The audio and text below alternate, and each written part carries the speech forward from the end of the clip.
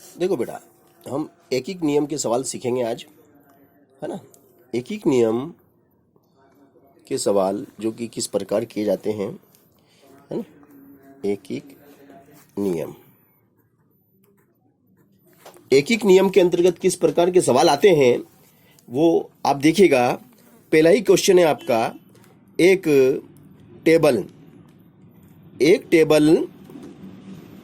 890 रुपए। एक टेबल कितने की है? एक टेबल 890 रुपए में आती है, तो बताओ 15 टेबल कितने रुपए में आएगी। इस सवाल में हमें एक टेबल का मूल्य दिया गया है 890 रुपए और 15 टेबल का मूल्य हमें ज्ञात करना है। तो एक एक नियम से इस सवाल को हम करेंगे।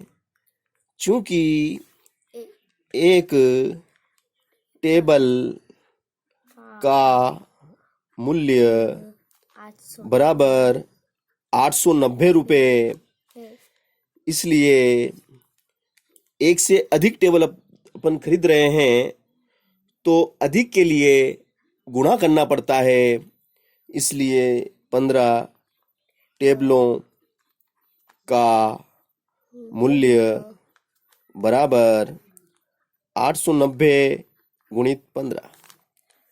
890 गुणित 15, जीरो का जीरो, 15 का जीरो में करेंगे तो जीरो,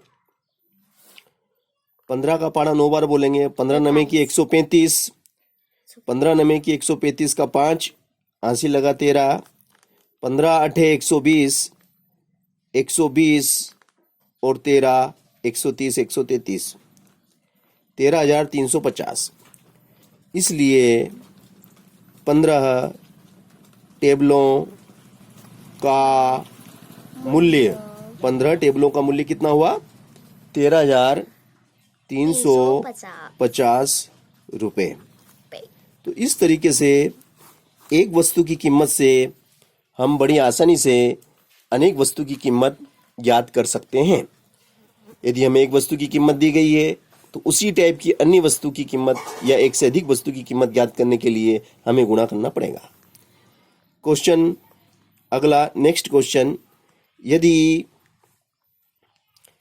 10 टेबलों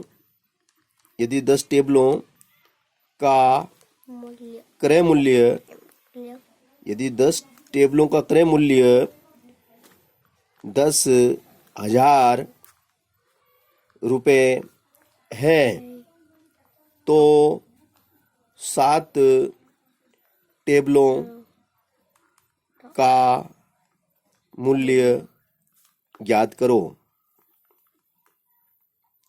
अब इस टाइप का अगर सवाल आ जाए कि आपको 10 टेबल का मूल्य दिया है